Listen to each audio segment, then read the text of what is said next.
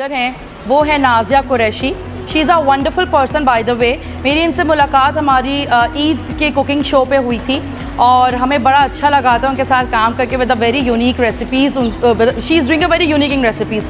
और मुझे बाद में पता चला कि इन्होंने उस वक्त वर्किंग स्टार्ट की थी जब मैगज़ीन्स होती थी और वो लिख लिख के जो है वो काम करती थी। तो आज ज़रा हम फील्ड से हट के बात करेंगे, होगी थोड़ी सी फील्ड से रिलेटेड भी बात। बट नाज़िया, सबसे पहले तो thank you so much and welcome at the mommy podcast. और उसके अंदर एक माँ की कहानी, उसकी ज़बानी।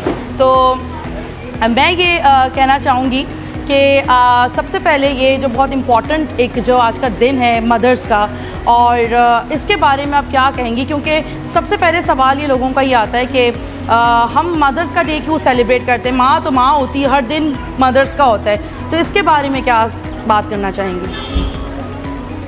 अस्सलाम वालेकुम, मैं हूँ Nazia Qureshi and I am very glad to be here with Samia and at the Seebo platform. और उससे भी बड़ी खुशी की बात ये कि ये मदर्स डे इवेंट है और मदर्स मतलब माँ जो है, माँ है तो हम हैं, माँ नहीं है तो फिर समझें कि जिन घरों में अगर जो माएँ अल्लाह के पास चली जाती हैं, समझें उस घर से रौनक चली जाती है। बिल्कुल।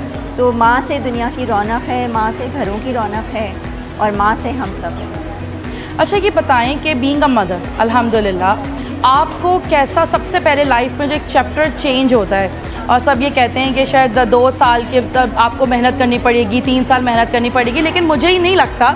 मुझे लगता है कि आप एक ऐसे मेहनती चक्कर में आ जाते हैं और वो आपको कंटिन्यूसली वो रिस्पॉन्सिबिलिटीज़ देनी पड़ती हैं। एग्जैक्टली, माँ की ज़िम्मेदारी कभी ख़त्म नहीं होती। मतलब जब बच्चा छोटा होता है, माँ की ज़िम्मेदारी ना चाँद के फेजेस की तरह से होती है।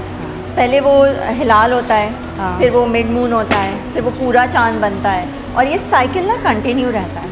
तो माँ भी चाँद की तरह से उसकी ज़िम्मेदारियों को, अपनी ज़िम्मेदारियों को चलाती रहती है। बच्चा छोटा है, उसकी ज़िम्मेदारियाँ अलग नौइयत की हैं। बच्चा स्कूल गोइंग हो जाता है, अलग नौइयत हो जाती है। और बड़े हो जाते हैं, टीनेज में आ जाते हैं, यूनिवर्सिटी कॉलेज के हो जाते हैं, तो एक थोड़ा नेचर ज़िम्मेदारियों का डिफरेंट हो जाता है। फिर माशाल्लाह से जब अपने अपने घरों में आबाद हो जाते हैं, तब ज़िम्मेदारियाँ उनके बच्चों के साथ आ जाती हैं।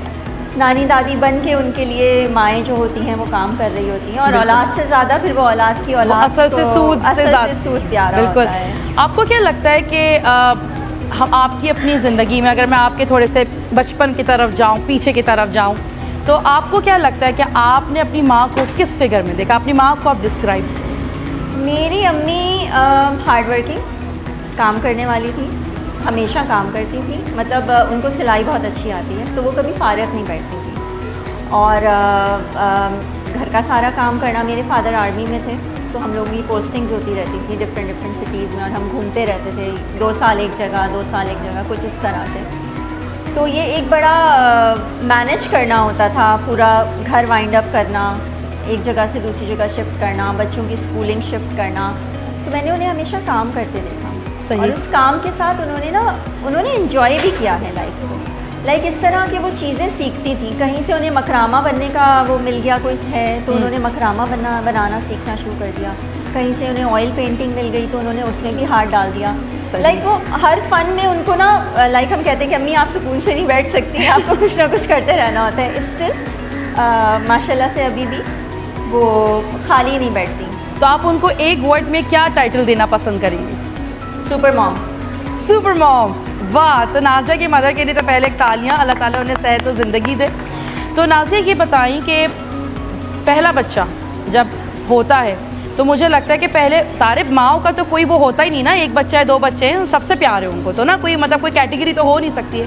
लेकिन पहले बच्चे जो आपको माँ बनाता है, जो एक्सपीरियंस होता है, उस एक लम्हे के बारे में एक्सप्लेन करें। अनडिस्क्राइबेबल, वो लम्हा अल्फाज में शायद एक्सप्लेन किया जाना मुश्किल होता है। एक तो आप बहुत तकलीफ़ में होता है और उस तकलीफ़ के बाद एकदम से वो जो आवाज़ आपको सुनने को मिलती है, तो वो सब कुछ जो होता है ना, वो सारी माएँ वो सब कुछ भूल जाती हैं और वो उस एक आवाज़, वो जो आवाज़ होती है बच्चे की, कलकारी कह लें या उसके रोने की भी कह लें, कोई भी आवाज़ होती है, वो हमें सब कुछ भुला देती है। भले से हमने कितना दिनों की, घंटों की जो तकलीफ बर्दाश्त की हो, और वो लम्हा शायद लफ्ज़ों में डिस्क्राइब नहीं किया जा सकता। सही।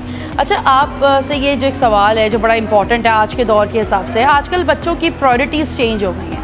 कंपैरेटिवली जब हम बच्चे थे तो हम अपनी माँओं से बगैर पूछे टीवी भी नहीं खोलते थे, लेकिन आजकल बच्चे क्योंकि इतने ज़्यादा गैजेट्स के अंदर है, इतने ज़्यादा सेल्फ इंडिपेंडेंट है, बचपन से उनको बनाने की ज़रूरत नहीं है, शायद वो बचपन से ही बहुत ज़्यादा कहते हैं ना बहुत खुले दिमाग के हैं, ओपन माइंडेड है, सेल्फ इंडिपेंडेंट है। तो आप क्या मैसेज देना चाहेंगी उन सारे माँओं को या उन सारी जो अपकमिंग मदर्स हैं उनको या वो बच्चों को? देखें, मेरे बच्चे माशाल्लाह से अब यूनिवर्सिटी गोइंग हो गए।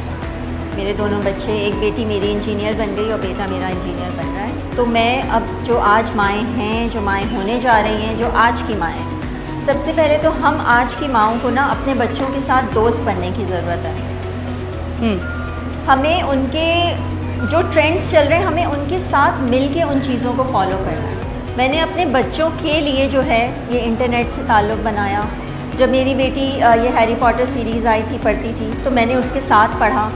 उसके बाद ये और जितनी किताबें आनी शुरू, मैंने उसके साथ साथ पढ़ा। मैं उसके साथ डिस्कस करती थी, बातें करती थी। तो इन चीज़ों से हमारा जो एक जनरेशन गैप आजकल बहुत हो जाता है, बिल्कुल, इसको कम करना बहुत ज़रूरी है। और आप लोग कम से कम कोशिश ये होनी चाहिए कि आजकल सबके खाने अलग हो जाते हैं, तो दिन का एक मील ऐसा ज़रूर हो जो आप एज ए फैमिली बैठ के ज़रूर साथ करें। कोई भी रात का या सुबह का नाश्ता आप उसको ज़रूर करें और उसमें आप लोग मोबाइल को साइड में रख के सिर्फ अपनी बातें करें।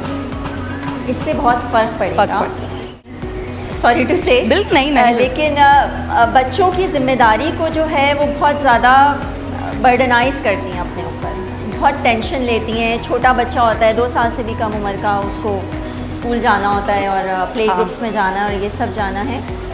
जब आप इस रोल को प्ले करने के लिए आ गए हैं, जब आपकी गोद में बच्चा आ गया है, तो अब आपने ना अपने आप को समझ लेना है कि अब आप, पेशेंस जो है वो माँ का दूसरा नाम है बस। तो पेशेंस इज़ द की। आप बच्चों को अपने ऊपर बर्डनाइज ना करें, उनको उनके साथ उनके लिए उनके साथ चलें। कहने का मकसद ये है कि बच्चों के माहौल को, अपने आप को उस माहौल में रख के देखें। जब आपका बच्चा अगर छोटा है तो उसके साथ उन चीज़ों को प्ले करने के लिए आप ही को टाइम देना है, कोई दूसरा नहीं आएगा। कोई दूसरा नहीं आएगा। आप माँ हैं, क्योंकि जब तक बच्चा हंस रहा है तो वो सबका है, और जहाँ बच्चे ने जो है वो पॉटी कर दिया, बच्चा रो गया, वो माँ का हो गया। तो उसको सोना है तो माँ के पास भेज दो, या बच्चा चीख रहा है तो माँ के पास भेज दो। Thank you so much Nazia, बहुत अच्छा लगा आपसे बात करके। और एक बिल्कुल डिफरेंट एक कॉन्सेप्ट है कि जो आपने बताया कि माँ, मुझे इतनी प्यारी बात लगी हो, मैं हमेशा इस जुमले को इस्तेमाल करूँगी, माँ एक चांद है और वो चांद की तरह जो है वो ग्लो करती है, उसका हर फेज़ आता है और सब लोग जो है वो आगे आगे बढ़ते जाते हैं और उसका एक हर दफ़ा उसको एक नए तरीके से काम करने की ज़रूरत होती है। मैं तो कहती हूँ कि एक औरत ही चांद है, क्योंकि कभी वो बेटी है, कभी जो है वो घर की एक रौनक बन जाती है, फिर वो किसी की बीवी बन जाती है, फिर वो माँ बनती है, फिर दादी, नानी, खाला, मामू, फुप्पी, इतने सारे रिलेशंस हो जाते हैं और वो जो है वो आगे बढ़ती चली जाती है। तो thank you so much Nazia आपका कि आप यहाँ आई और इतनी प्यारी आपने बात की, और आपके साथ जो है वो शील का जो है वो बहुत ही थैंक यू के साथ जो है वो शील का गिफ्ट जाएगा।